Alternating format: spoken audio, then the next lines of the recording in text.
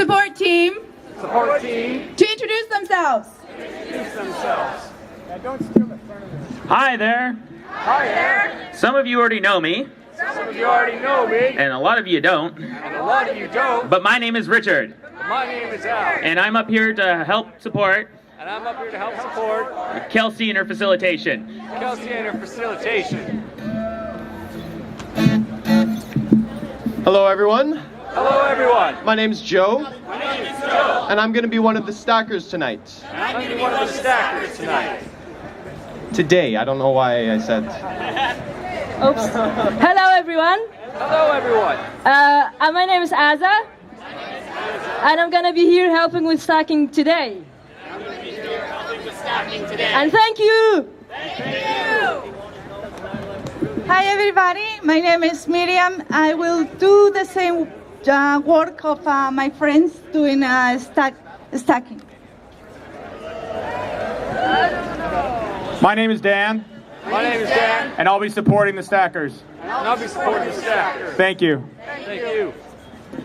Just to clarify Just to clarify what the role of what the role of a stacker is, a stacker is, for those who don't know, a stacker's job is to keep track of those from you guys of those from you guys who are wanting to speak. who are wanting to speak. I would like to ask I would like to ask if you guys would be supportive of their roles supportive of their roles and raise your hand high and raise your hand high and allow them to see you and allow them to see you so that they are able to keep track so that they are able to keep track of the speakers. of the speakers. Thank you. Thank you.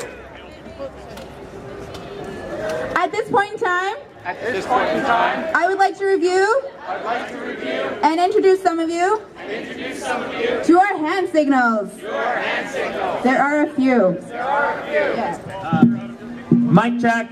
Mic check. I just want to remind those I just want to remind those and introduce the idea and introduce the idea of the human mic to the GA of the human mic to the GA so that those in the back so that those in the back can hear what we're saying. can hear what we're saying. So if everyone could So if everyone could be really nice and loud be really nice and loud and repeat what we say, and repeat what we say, then everyone will then everyone will hear what we say. hear what we say. Now back to Kelsey. Now back to Kelsey. Thank you. Thank you. So now to the hand signals. Now to the hand signals. When you like or agree with something that is said, Or agree with something that is said, you twinkle your fingers. twinkle your fingers. When you disagree with something, When you disagree with something, you go like this.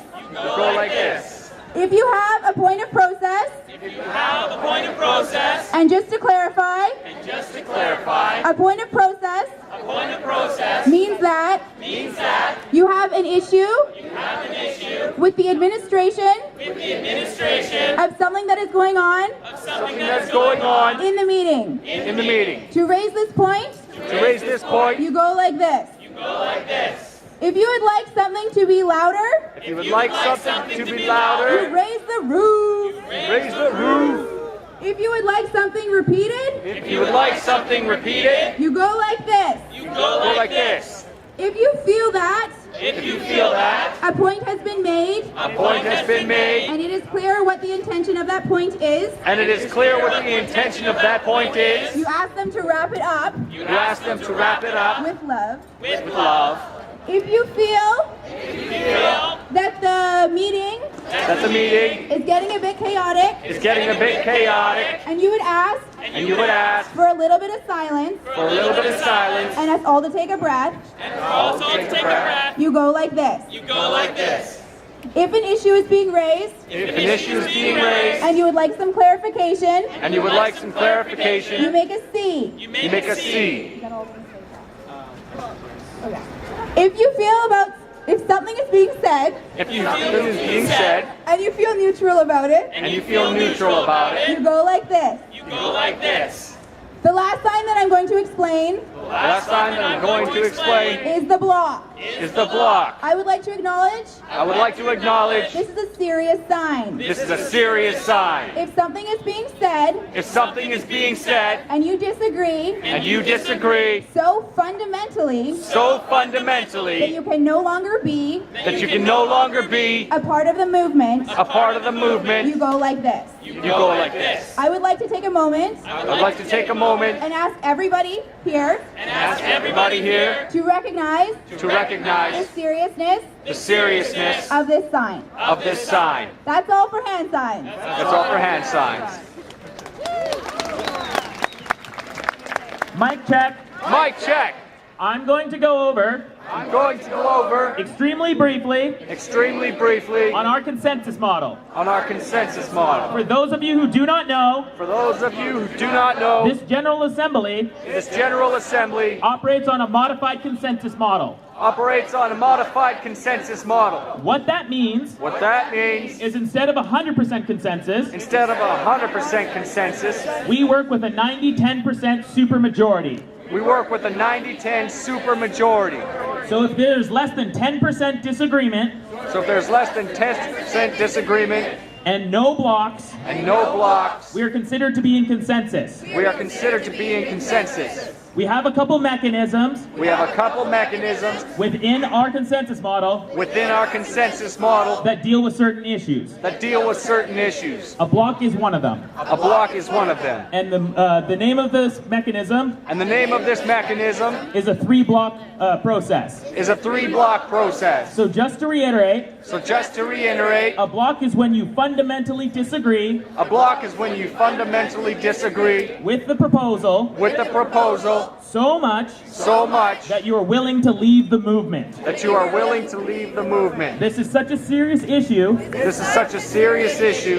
that we have a time-consuming that we have a time-consuming and predetermined process and predetermined process for dealing with this situation. for dealing with this situation. It works like this. It works like this. If you disagree with, if you fundamentally disagree If you fundamentally disagree and make a block, and make a block, the moderator will call upon you the moderator will call upon you to explain your block. to explain your block. The moderator will then open the General Assembly The moderator will then open the General Assembly to discussion to discussion and then retest for consensus. and then retest for consensus. If the person still continues to block, If the person still continues to block, the General Assembly breaks out into breakout groups. the General Assembly breaks out into breakout groups. Breakout groups are smaller discussion groups Breakout groups are smaller discussion groups with no determined size with no determined size to talk about the issue, to talk about the issue, but less than 10 people is nice. but less than 10 people is nice. The moderator would then reassemble the General Assembly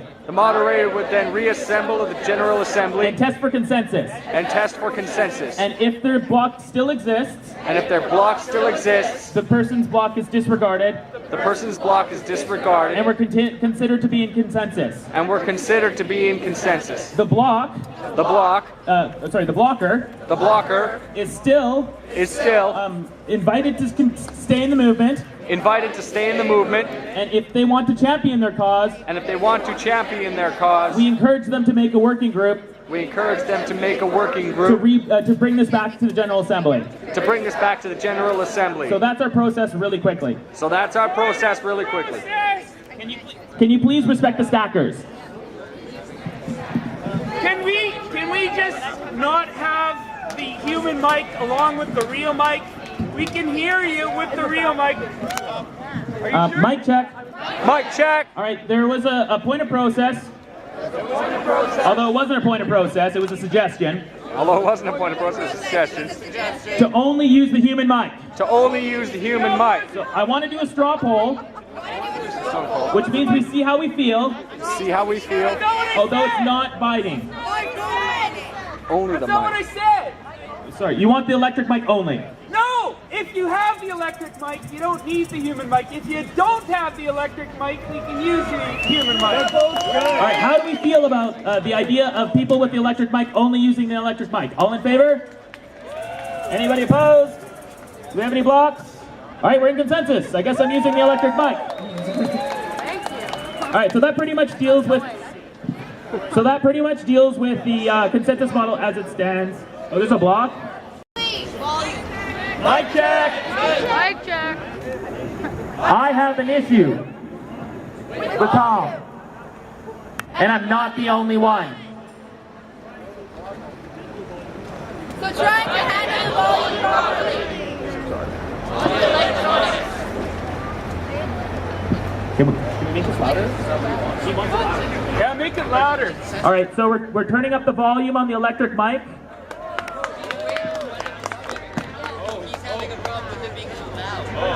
His problem is it's too loud. Move back. Do that. Move farther away. Can everyone in the back hear me right now? It needs to be louder in the back. Yeah. And if it's too loud for you, just move away. If it's too loud, Okay, can you hear me now? at the front. In the back? Is that better? Okay, they're saying more, a little bit more, please. Can you hear me now? Is that better? In the back? It's so, a little bit of so. Yay! Okay, thank you guys. A speaker that we all love very much. Since I was a child, been watching him on TV, influencing my life, influencing all of yours, I'm sure. So I just want to introduce our beloved Canadian foremost environmental academic and activist and wise elder, David Suzuki. Thank you. Thank you. Yeah, I was afraid for a minute there I was going to get voted off the island. But, I want to say right at the beginning that I'm speaking to you as a private citizen. I don't represent or speak on behalf of any organization or group. I'd also like to begin by acknowledging that we are gathered here on Coast Salish ground. I want to thank the organizers of today's program for inviting me to share a few ideas with you. I believe the Occupy movement could be absolutely historic, but we won't know for years from now. I believe what it is a demand for open dialogue, for conversation in which disparate voices, we've already heard some of them, will be heard. And I am here as much to listen and learn as I am to speak. But I'm especially grateful then for being given this time at the beginning to present my ideas first. Let me be transparent with my motives, as I hope you ask all speakers to be. I have an agenda. I am an elder, and I'm long past the seduction of fame or money or power. I speak to you today as a grandparent with 4 young children and a 5th on the way. And I've seized this opportunity to speak about their future, a future far less rich in biodiversity and natural abundance than when I was a child. My generation and the boomers who followed have lived like kings and queens and thoughtlessly partied as if there's no tomorrow.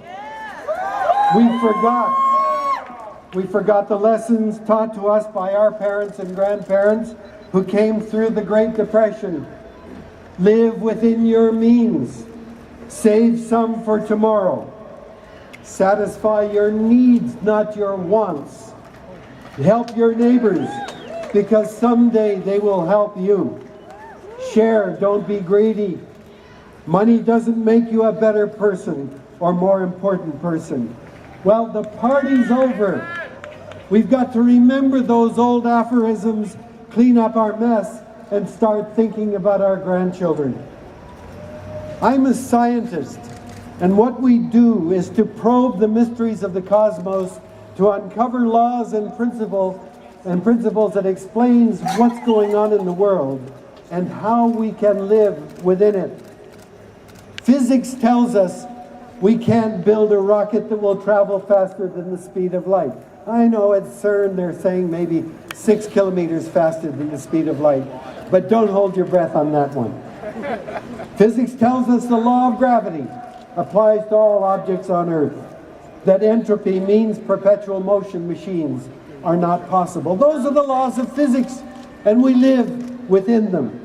In chemistry, diffusion constants, reaction rates, atomic properties set the limits of chemical reactions and the kinds of molecules that we can synthesize. Biology dictates our absolute need for clean air, clean water, clean soil, clean energy and biodiversity in order for us to survive and live in a healthy way. Those are laws of nature and we can't change them. We have to live within their boundaries. Many other things are not forces of nature. We draw lines around our property, around cities, provinces, and countries. And boy, do we take them importantly. We will go to war, kill, and die to protect those borders.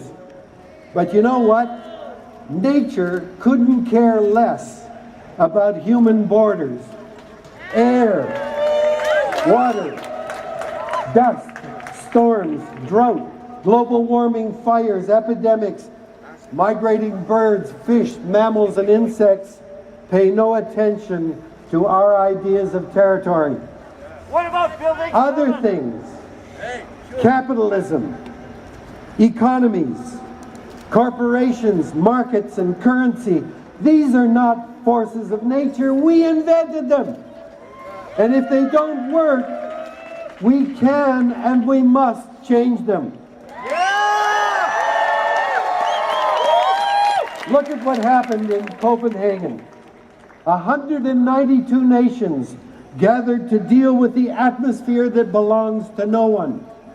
192 national borders, 192 economic priorities, trying to shoehorn nature to fit our agendas.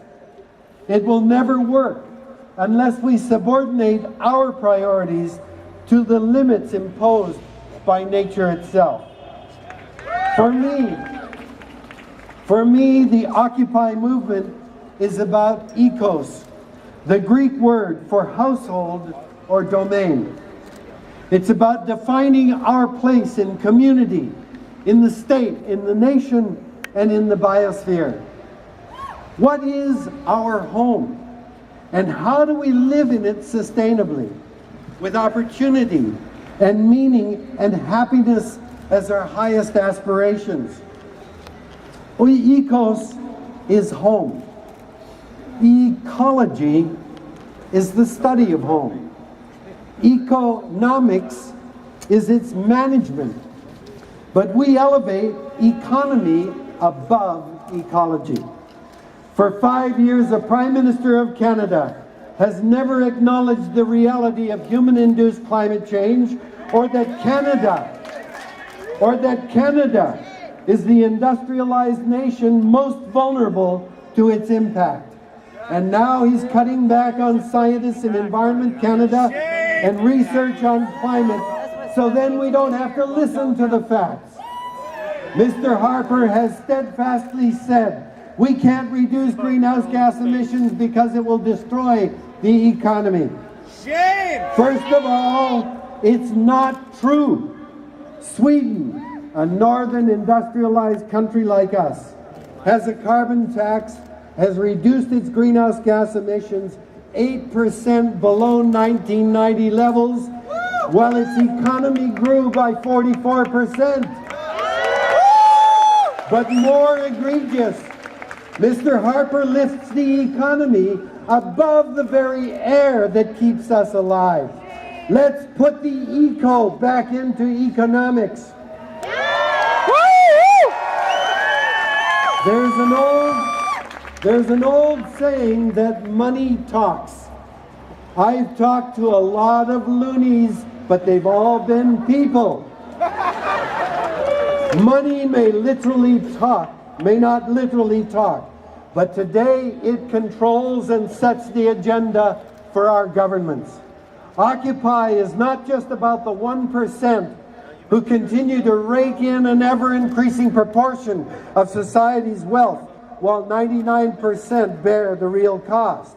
Occupy is about corporate power. Corporations have become bigger than most governments on the planet, and they are no longer bound by national borders, laws, or standards. In inequities represented by the 1% today are also intergenerational. Today's corporations and the super rich are increasing wealth at the expense of generations to come, exhausting resources, extinguishing species, poisoning air, water, and soil. Yet economists discount the estimated costs of these problems that will be most strongly felt by successive generations to come. Have you ever heard a politician call for mass spending for the sake of future generations, or children who can't vote, or for youth who don't bother to vote? Why does the government that we elect to look after our well-being and our future act as a cheerleader for corporate sectors? Because money talks. For years, the auto sector fought every progressive innovation, from seat belts to catalytic converters to mileage targets to airbags. It will cost too much. We'll be put out of business. Let the markets rule. Don't legislate. Trust us, is what they said. We don't. For 10 years, Chrysler had data that proved airbags save lives. Yet for years, the auto sector fought Ralph Nader, while hundreds of thousands of people who could have been saved by airbags died. And when their beloved free market shifted to favor foreign companies, those bastions of free enterprise came crawling to governments and asked for bailouts. David Lewis was right, they're corporate welfare bums. And they got the money. But they got the money with very few strings attached. Why does our government, V.A.G Canada, the Canadian Food Inspection Agency, act like cheerleaders for GMOs, declaring them substantially equivalent to normal food and thus not requiring special standards of safety, yet denying the requirement of labeling so at least we can choose what to eat? Money talks. Just ask Monsanto.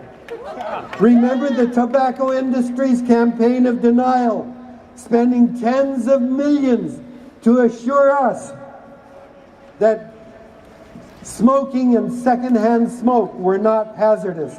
All the while their own experts knew the health dangers. Why is the pharmaceutical industry allowed to do its own research on drug safety instead of independent labs, and spend hundreds of millions of dollars to support an army of lobbyists, with the result that the fastest rising component of health costs are drugs? Money talks. Why do we continue to subsidize the fossil fuel industry with billions of our tax dollars while they are reporting record profits year after year? Do you think the development of the tar sands, the Enbridge pipeline, or LNG ports will be possible without massive subsidies from us, the taxpayers? Money talks. Fossil fuel companies spend hundreds of millions of dollars to inform us fossil fuel caused climate change is not real. It is. While saying that scientists are divided on the issues, they are not. While supporting right-wing think tanks and skeptics and websites, all to confuse the public and keep government from acting. And while they're doing this, they are in full knowledge that what they are denying is real. If this isn't immoral, I don't know what is. And yet Canada calls tar sands oil ethical. Exxon has reported record profits, yet has fought against a class action suit brought by people impacted by the Exxon Valdez oil spill. Exxon has lost over and over again in the courts, but has appealed each time, and to this day, Exxon has not paid a single cent to the victims of the Exxon Valdez oil spill. And Exxon is one of the major contributors to the campaign of disinformation about climate change. I could go on and on. Publicly held corporations may produce or do things that we need, that are good for society, but their only mandate is to make money. The more and faster, the better. Terrible things have been done in the name of profit, and we need our government to protect us from their depredations. And we are here to ask, how much is enough? Don't corporations have any social and ecological responsibilities? Corporations are supported because they are said to be the economic engine of society. But when profit is their goal, they will fight to reduce their share of taxes, demand subsidies, oppose regulations, and fire hundreds of employees if it will increase profitability. Corporations are not people. They are economic creations that are not designed to consider people, communities, or ecosystems. And that's why we elect governments. People who are put in jail today for selling marijuana. But who went to jail after BP spilled oil into the Gulf for months? Politicians. Politicians have rushed us into the global economy.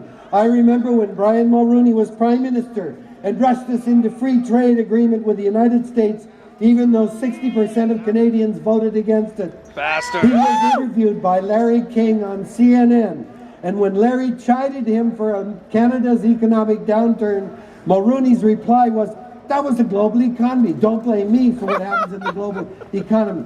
If we lose control over our economy because of the global economy, why do our politicians give up their responsibility and rush to embrace that globalization? Globalization does not spread the highest standards for workers, corporate communities, or ecosystems. Instead, corporations go to the lowest standards of medical care, of wages, of environmental standards, because it's all about maximizing profits. The global economy means our garbage and toxic effluents are shared with the world, dumped into the air, water, and land. When you purchase fancy running shoes, a cell phone, or automobile, do you know whether slave or child labor was involved in any part of its production? The ecological impacts of toxic materials generated in the process of manufacturing, these costs are hidden. Yet each time we make a purchase, we become part of that system that exploits people and ecosystems around the world. We claim we live in a democracy, but how many of us will vote next month in the coming election? Maybe we'll set a record with 25%. How about the provincial election? Ontario just had a record 49% turnout. And what about the federal election? When 40% of us don't vote, we don't have democracy. The last democracies in the world that doesn't have a democracy based on proportional representation. If we don't vote, we don't have democracy. If we don't have proportional representation, we have minority rule. Corporations are not people, and corporations should not be allowed to finance political campaigns for politicians. Why do we have such a disproportionate representation of politicians who are business people or lawyers? I believe because they can afford to run for office and lose, and they have friends with money. But that skews government priorities to issues jurisdictional and economic. We need a broader perspective than just legal and economic issues. Political campaigns should not be financed disproportionately by the wealthy. Any qualified candidate should be able to campaign, and the only money for campaigning should be from us, the taxpayers. If money talks, let it be from the general public, so their best interests dominate government priorities, not corporations. A society that supports vast disproportions in the distribution of wealth is not a sustainable society. A society should measure its success by the care of its weakest, poorest, and most vulnerable, not by the number of super rich. Let's take back the agenda. We need democracy for people, not corporations. We want greater equity. We demand social justice, especially for the first peoples of this nation, and we want to recognize and protect our most fundamental needs: clean air, clean water, clean soil, clean energy, a diversity of other species, and communities that support our children with love and care. Thank you all for letting me share these ideas. Thank you, Dina Suzuki. I'm just down here today at the Vancouver, Occupy Vancouver movement, and I'm here with Ty. I'm John, once again. Nice to meet you. Nice to meet you. He is a community liaison for Vancouver, the occupation movement here in Vancouver. So I'm just wanting to ask you one question, and that's what you hope to gain. I only want you to answer in one word, though. Okay. And that's what you hope to gain by being part of this movement today. Community. Community. Awesome. Thank you, Ty. No worries. Nice to meet you. So what was your answer? Quality. A future for my son. Future for your son. So family. Family. Sustainable future. Awesome. Okay, go ahead. Evolution. For Mr. Cox from Boise. My name is Rufio, and I'm looking for equity. Musical entertainment.